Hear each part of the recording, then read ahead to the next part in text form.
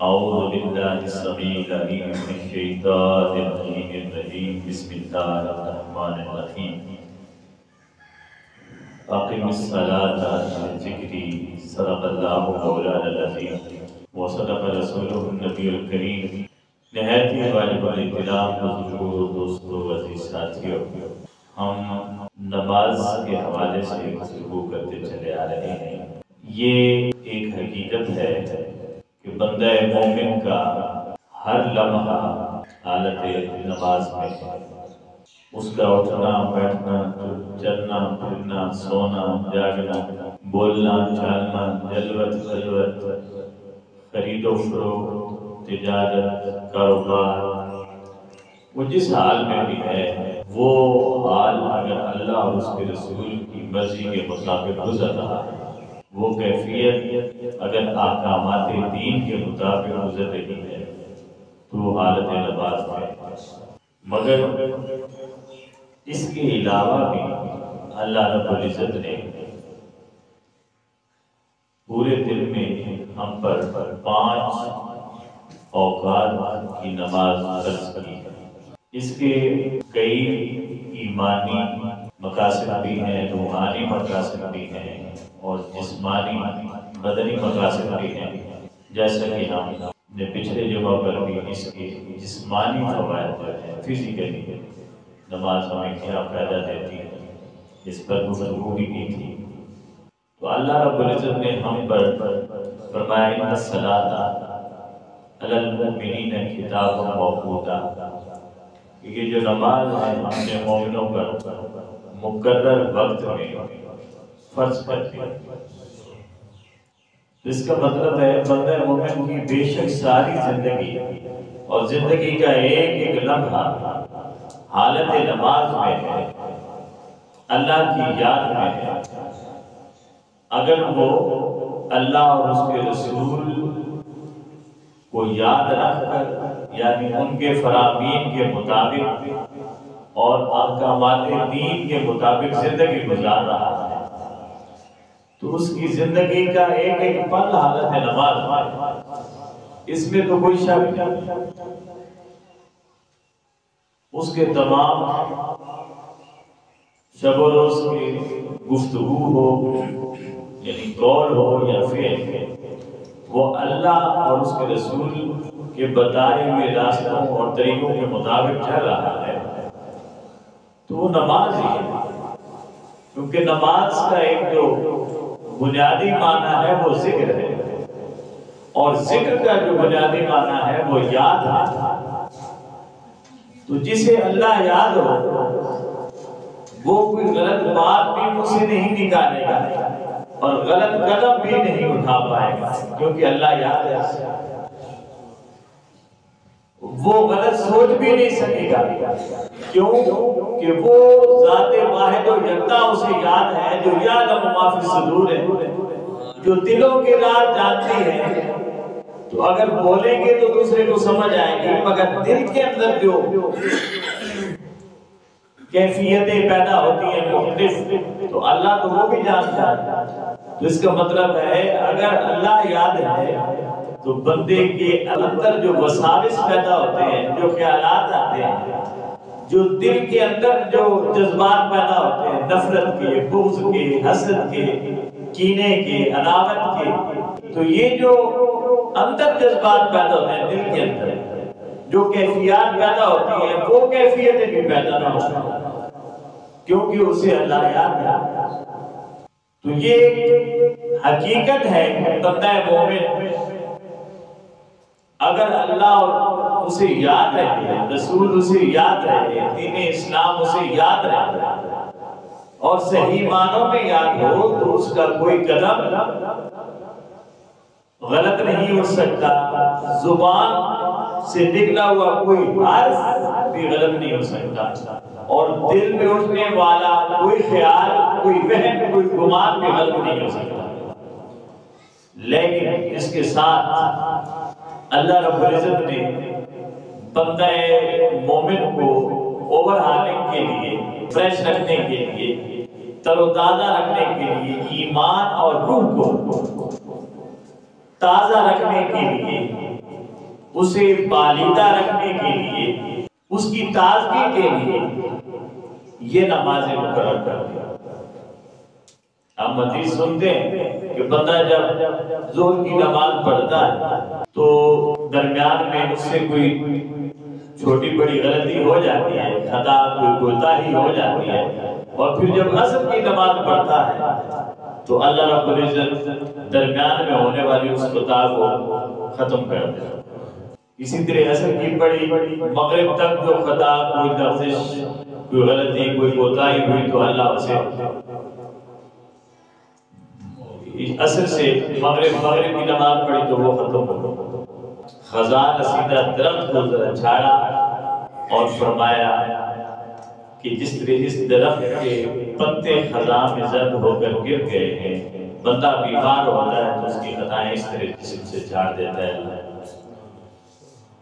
तो ये नमाज एक वक्त की दूसरे वक्त के दरमियान होने वाली खताओं को मिटा देने का एक अल्लाह रब्बुल इज्जत ने बहाना बना दिया। मगर अगर अल्लाह याद रहे और मुसलसल याद रहे तो फिर मगरिब असर से मगरिब या जोहर से असर या मगरिब से इशा या इशा से सुबह या सुबह से जोहर तक अगर अल्लाह याद है, अल्लाह का रसूल याद है, दीन के अहकामात याद है, तो जरा गौर करें और बताएं कि क्या बंदा खता कर सकता है? अगर अल्लाह याद है तो खता नहीं।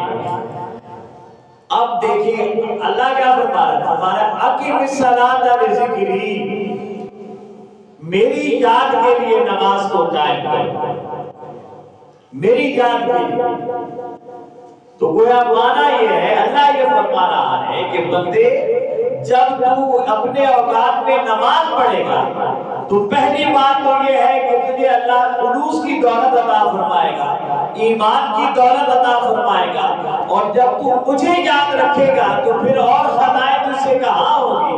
हाँ, अगर तेरे तुझसे अनजाने में कोई लफ्ज़ हो जाती है तो आका ने फरमाया वो अनजानी लफ्ज़ जो होगी वो भी रब माफ फरमा दे।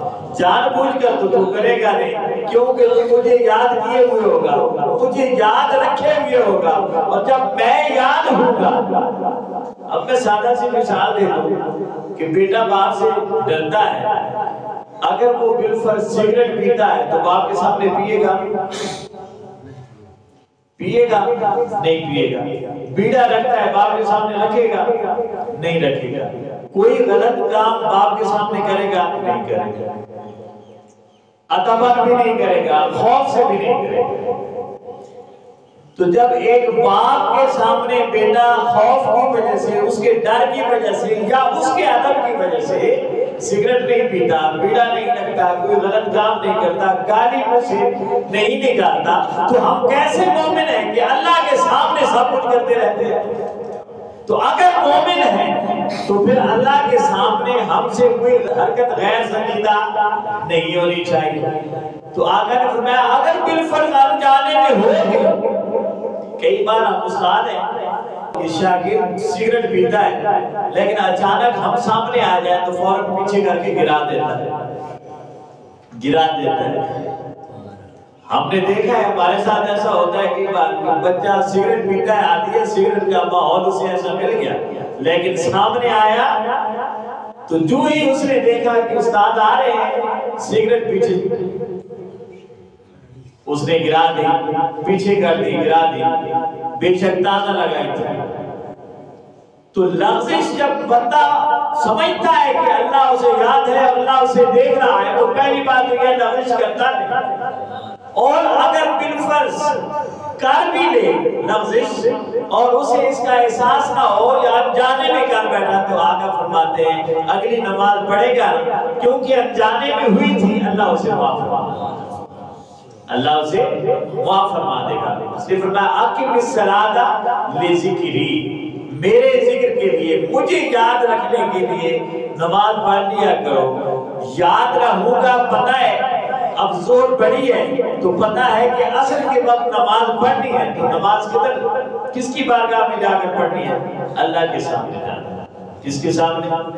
अल्लाह के सामने जाना है। तो जब पता होगा कि असर के बाद फिर जाना है उसके बाद, तो आप बताएं जोर से असर का जो वक्त है उस वक्त का आपको गलती हो सकती है, क्योंकि पता है कि जाना है। हम स्कूल में होते हैं, बच्चे को सबक दिया तो दूसरे दिन बच्चा जैसा भी हो अपना होमवर्क करके आता है, क्योंकि उसे पता होता है कि अब मैंने उस्ताद के सामने जाना है, पेश होना है, इसलिए काम करके आता है।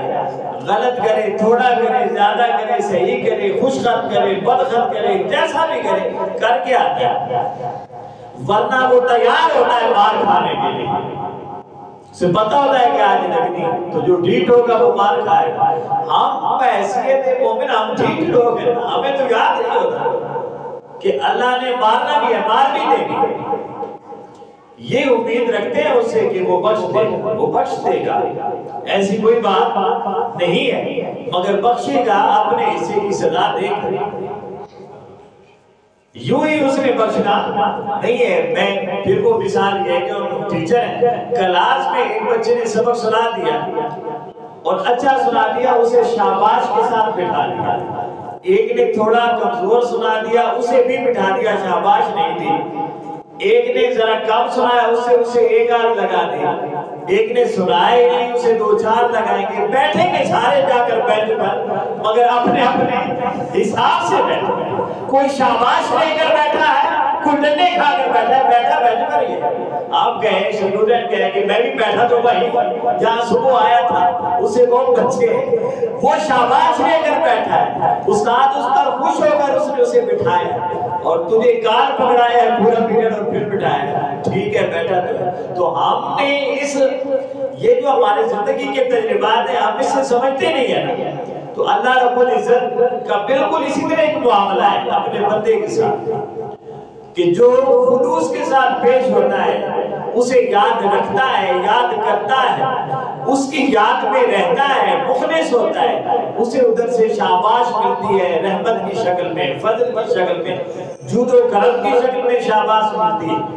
और जो गलती और कोताही करता है, जिस हद तक करता है इतने उसे सजा मिलती है और मिलेगी, दुनिया में भी मिलती है, आखिरत में भी मिलेगी। अब देखिए जो पहली सजा है अल्लाह के जिक्र से गाफिल होने, नमाज से गाफिल होने। ये मैंने जो पहली आयत पढ़ी अक़िमिस्सलात अन ज़िक्री, कि बंदे मुझे याद रखने के लिए नमाज कायम कर, नमाज पढ़ा कर, ताकि इसी बहाने मैं तुझे याद रहा कर, नमाज पढ़ा कर। और सूरह ताहा की आयत आगे 124 फरमाया वमन आरदा अन ज़िक्री, अल्लाह फरमा रहा है नमाज पढ़, मुझे याद रखने के लिए नमाज पढ़ा कर। ये एक तरीका है, नमाज जो अल्लाह की याद और अल्लाह को याद रखने और याद करने के मुख्तलिफ तरीके हैं, उनमें से एक सबसे बेहतरीन और बुनियादी तरीका नमाज। इसीलिए रसूल कायनात ने ला इलाहा इल्लल्लाह मुहम्मदुर रसूलुल्लाह के बाद पहली जो चीज है जो लाजिम की मोमिन पर, वो क्या है? नमाज। वो नमाज यानी इतनी बुनियादी चीज है कि ला इलाहा कह तो दिया है, मुहम्मदुर रसूलुल्लाह कह तो दिया है, मगर इन दोनों का जो मिशन है अल्लाह और उसके रसूल का, उसका मिशन ये है कि ये सिर्फ कहना नहीं बल्कि इसे करना भी है, इसे करना भी है, अपनाना भी है। अब बंदा कहता है कैसे अपनाऊं? कहा अक़िमिस्सलात, नमाज पढ़। क्या कर? नमाज पढ़।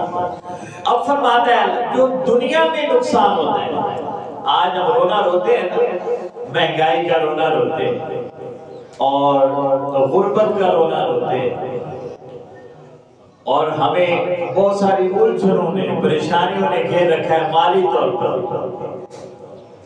बहुत सारी परेशानियों में घिरे हुए।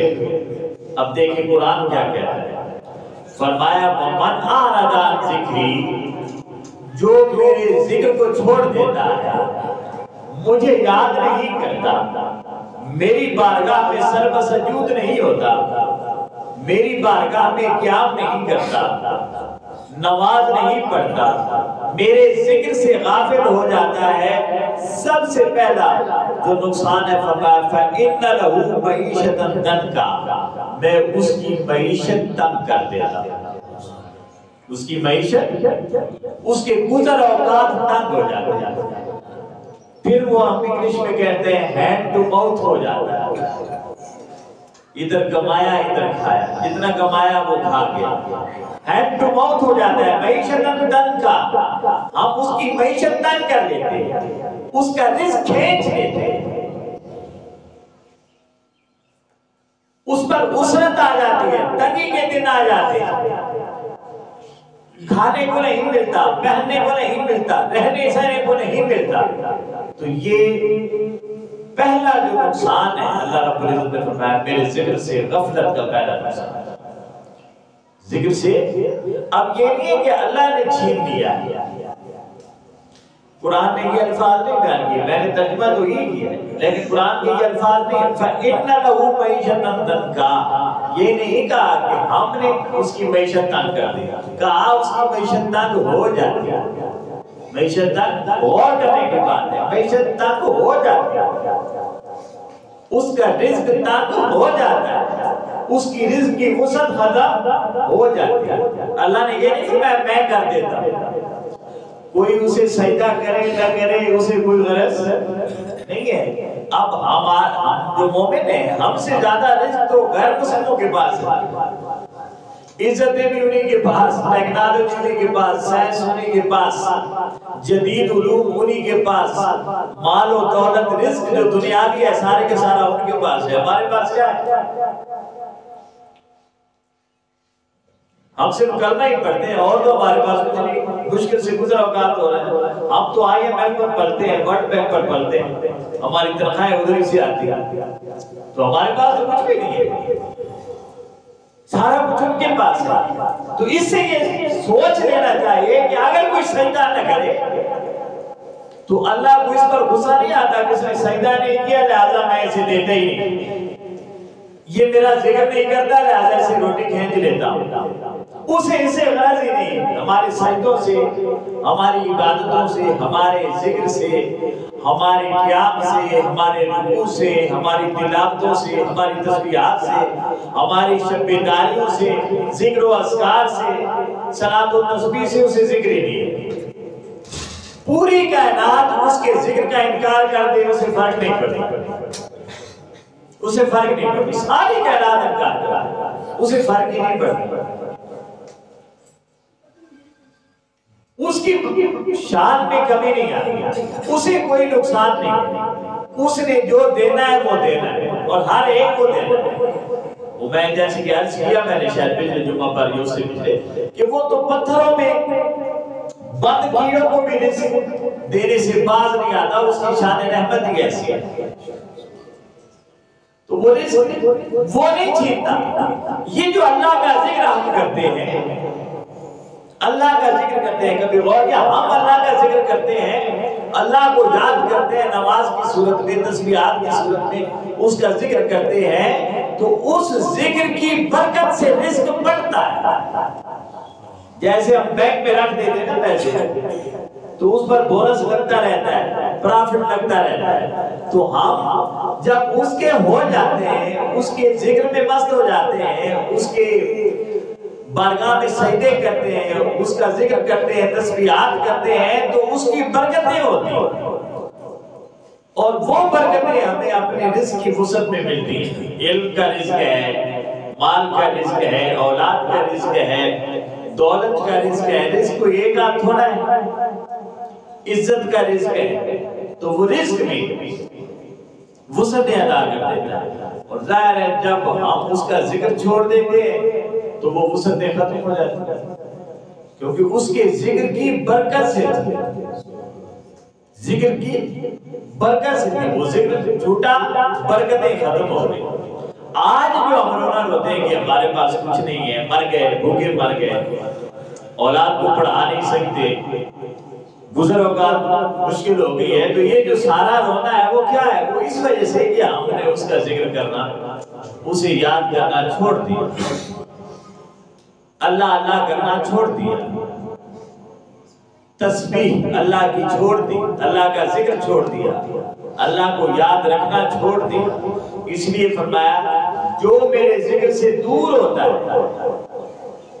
अब जिक्र अल्लाह का, अल्लाह के जिक्र से दूर होता है, फरमाया ये नहीं फरमाया कि मैं उसे रिज़्क़ की तंगी दे देता हूँ, कहा उसका रिज़्क़ तंग हो जाता है, उसका रिज़्क़ तंग हो जाता है। फिर वनहशुरुहु यौमल क़ियामा आमा, हम क्या करेंगे, हम क्या करेंगे, ये अब अल्लाह ने अपनी तरफ मंसूब किया कि क़यामत को हम क्या करेंगे। रिज़्क़ तो तंग हुआ उसके जिक्र की कमी की वजह से, उसने जिक्र कम किया, रिज़्क़ कम हो गया खुद ब खुद। अब हमने क्या करना है, फरमाया वो यहाँ आया दुनिया में, उसे जो कुछ हमने सिखाया था, जो बताया था, जो रास्ता दिखाया था, वो रास्ता उसे छोड़ दिया, अंधा हो गया, दुनिया के पीछे मारा मारा फिरने लगा और अक्ल का अंधा हो गया, ज़ाहिरी और बातिनी नजरों का अंधा हो गया, नाबीना हो गया। उसने हमारी बात समझी नहीं है, हमारी बात पर अमल नहीं किया, हकीकत को पहचाना नहीं, तो हम क्या करेंगे। फरमाया नहशुरुहु यौमल क़ियामत आमा, क्योंकि वो यहाँ आता था, हमें समझ नहीं सका, पहचान नहीं सका, हम क़यामत के रोज उसे नाबीना हो जाएगा, हम उठाएंगे, क्योंकि दुनिया में उसने हमें नहीं पहचाना, क़यामत में हमने उसे देखने के काबिल ही नहीं छोड़ा। दुनिया में जिक्र से दूरी की वजह से उस पर, जैसे अल्लाह ने फरमाया ना, खतमल्लाहु अला कुलूबिहिम, हमने उनके दिलों पर, अल्लाह ने उनके दिलों पर मोहर लगा दी। अब कभी गौर करें कि अल्लाह अगर खुद दिल पर मोहर लगा दे तो कल क़यामत के रोज वो हमारे इस जवाब का मुंतजिर रहेगा ना कि हम कहेंगे मौला तूने खुद मोहर लगाई थी, अब हम क्या कर सकते थे।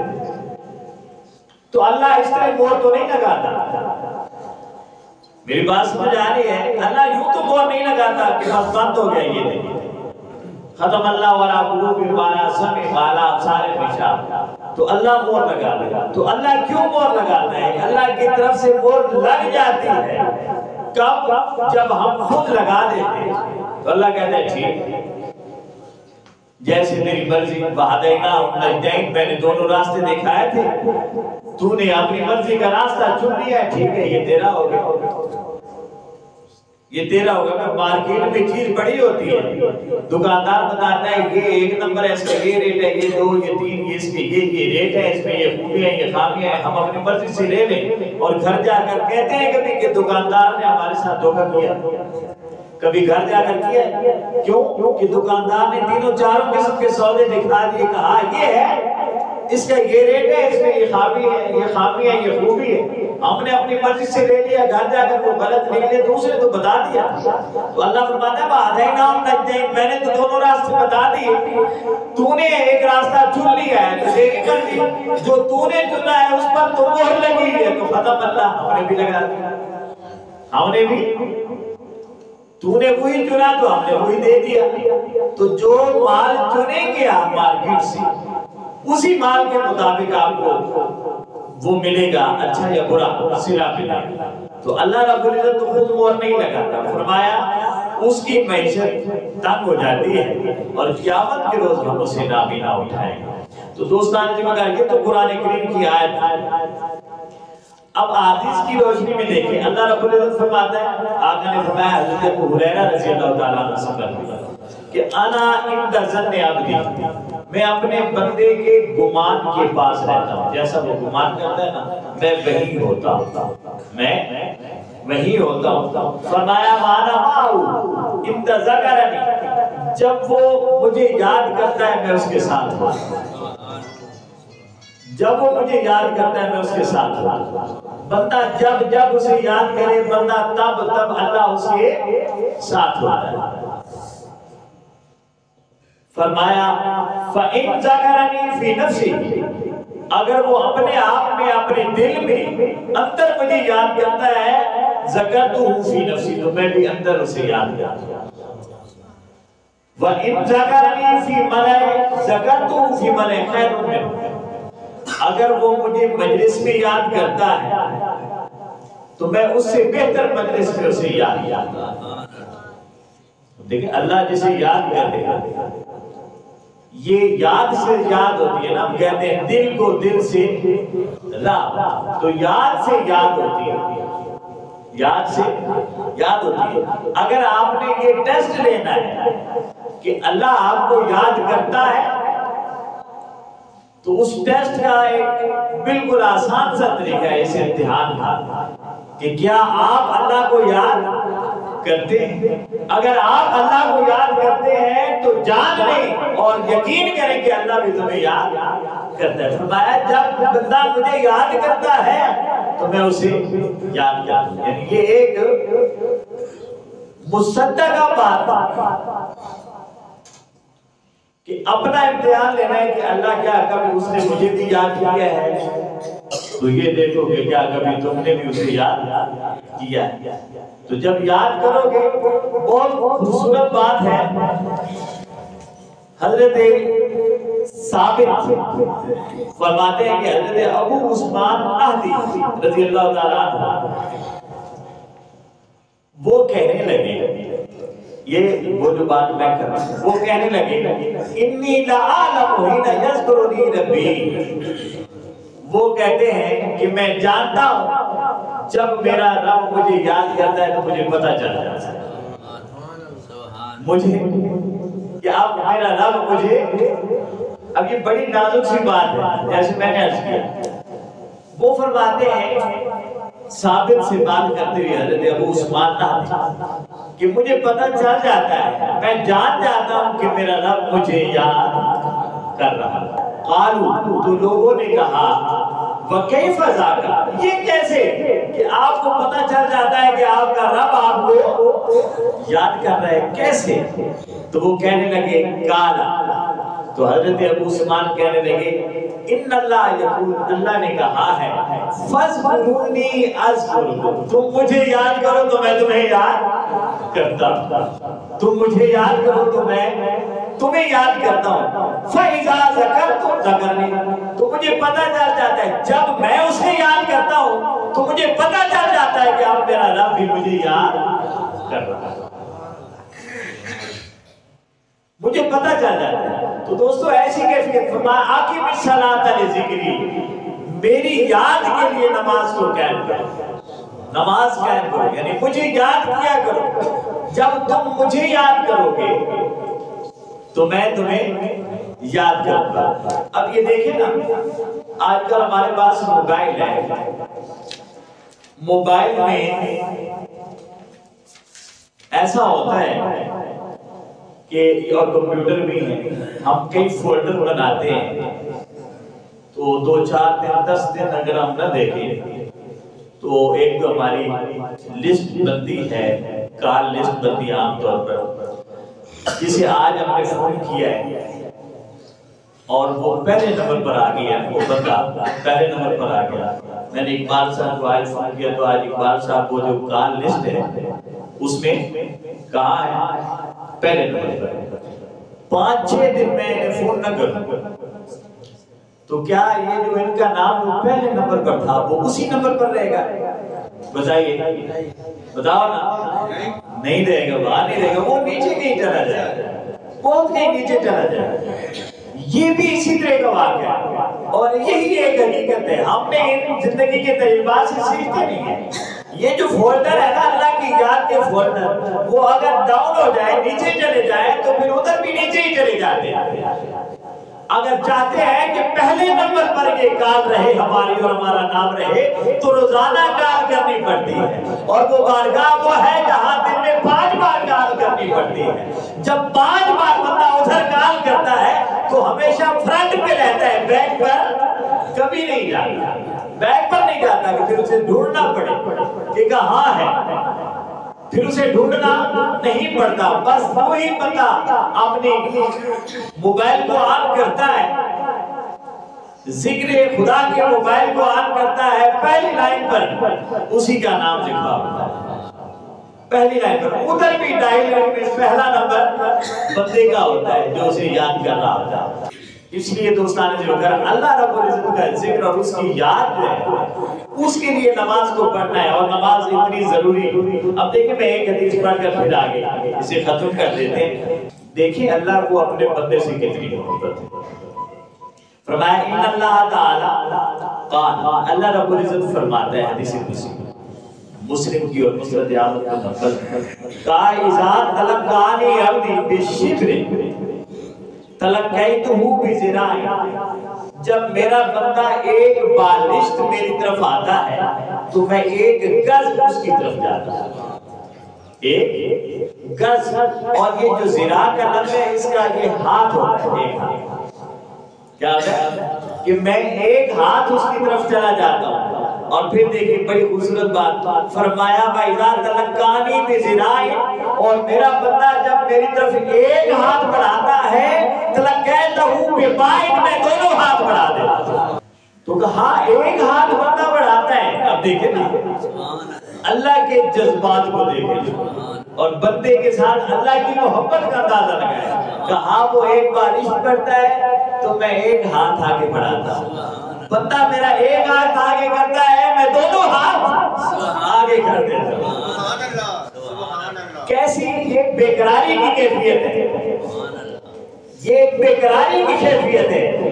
अल्लाह तो बेकरार नहीं होता, मगर जब उसका गुनाहगार उसकी तरफ बढ़ता है तो वो इस तरह चाहत के साथ अपने दामन में ले लेता है, चाहत के साथ ले लेता। कहा मैं दोनों हाथ बढ़ा देता हूँ। और फिर फरमाया वइज़ा तलक़ानी बिबाई जितहु अदैतु बिअसरा, और जब वो दोनों हाथ बंदा आगे करता है तो मैं भाग कर उसे सीने से लगा देता, भाग कर उसे लगा देता। अब ये देखिए अल्लाह की मोहब्बत है बंदे के साथ। काश हम ऐसी मोहब्बत अल्लाह से करने के काबिल हो जाए, काश हमें अल्लाह से ऐसी मोहब्बत नसीब हो जाए और हम उसके साथ इबादतों में मुखलिस हो जाए, तो अल्लाह तो हर वक्त बंदे का मुंतज़िर रहता है। काश हम भी उसकी तरफ बढ़ने वाले हो जाए, उसकी तरफ कदम बढ़ाने वाले हो जाए। तो मैं बंदे तू एक बारिश पड़ेगा, यानी एक कदम उठाएगा, बारिश एक कदम ही होता है, एक कदम उठाएगा मैं एक हाथ बढ़ा दूंगा, तू एक हाथ बढ़ाएगा मैं दोनों हाथ बढ़ा दूंगा, तू दो हाथ आगे करेगा मैं बढ़कर सीने कुदरत से लगा। तो ये बंदे के साथ अल्लाह का ताल्लुक, इस ताल्लुक को समझने की जरूरत है और इस ताल्लुक को पुख्ता करने की जरूरत है। और इस ताल्लुक को पुख्ता करने के लिए जो बेहतरीन तरीका है अल्लाह की इबादत में बंदे के लिए, बंदा मोमिन के लिए वो नमाज। दोस्तान जी अपनी नमाजों को पुख्ता करो और नमाज के अंदर ऐसा ताल्लुक और नमाज के अंदर ऐसी दिलचस्पी लो और खुलूस के साथ नमाज पढ़ो, समझ कर नमाज पढ़ो, ताकि महसूस हो कि मैं जिसकी बारगाह में खड़ा हूँ वो मेरी बातें सुन भी रहा है, जान भी रहा है और अपनी रहमतों से अपने फजल से नमाज भी रहा है। भाई देखे ना आप किसी दोस्त के साथ बात कर रहे हैं और वो बात का जवाब न दे तो हमें गुस्सा आता है क्या? आता है, नाराज भी होते हैं, जाकर गिला भी करते हैं, ये एडे दूरों गए तो उसे देखो मिला ही नहीं। तो हम सीधे मुंह से अगर उसके पास आए अल्लाह के पास तो अल्लाह तो कहता है तू एक बाजू करेगा मैं दोनों बाजू, मैं दोनों बाजू फैला दूंगा, तू दो बाजू फैलाएगा मैं बढ़कर सीने से लगा अपने सीने गुजर से लगा। तो इतना रहीम व करीम मौला और वो इतनी रहीम व करीम जात दोस्तान जो हर वक्त हमारी मुंतज़िर है, हमारी मुंतज़िर है कि बंदा कब लौट कर मेरी तरफ आए। आज कौन ऐसा दोस्त है जिगरी यार है कि जो हमारा मुंतज़िर होता हो? वो दोस्तियां वो संगतें वो खत्म हो गई, वो खुलूस खत्म हो गए कि कोई हमारा मुंतज़िर हो। पंजाबी में कहते हैं आप तो ये कैफियत है अगो न मिलो तो पिछो न सदो, अब तो ये कैफियत हो रही है। कौन बात करता है आज? हर कोई दरवाजे पे आने वाले को भी चाहता है कि दरवाजे ही से डरवा दिए जाए, चाय न पिलानी पड़े, खाना न खिलाना पड़े। आज कहाँ ये चाहते नहीं है, कहाँ ये खुलूस रहा है, कहाँ ये अपनायत रही है? दुनिया में ये अपनायत, ये चाहत, ये खुलूस, ये मोहब्बत, ये ताल्लुक कहीं भी नहीं रहा। आज भी ये ताल्लुक जो कायम है तो रब की जात, तो बंदे के लिए आज भी उसी ताल्लुक को लेकर बैठा है कि बंदे दुनिया तुझे ठुकरा देगी तो मैं तो अब भी तेरे लिए बाहें खोले खड़ा। तो दोस्तान ने बताया अल्लाह रब्बुल इज्जत हमें इस तरह खुलूस के साथ, मोहब्बत के साथ, कम से कम अल्लाह के साथ इतना मोहब्बत और इतना खुलूस और इतनी चाहत तो जरूर होना जितनी हमें दुनिया के किसी दोस्त के साथ होती है। दुनिया के किसी दोस्त के साथ इतना तो ताल्लुक हो जाए ना, तो उसके लिए इतना भी काफी है, उसके लिए इतना भी काफी है। अल्लाह रब्बुल इज्जत हमें सही मानों में नमाज पढ़ने की तौफीक अता फरमाए। वमा अलैना इल्लल बलागुल मुबीन।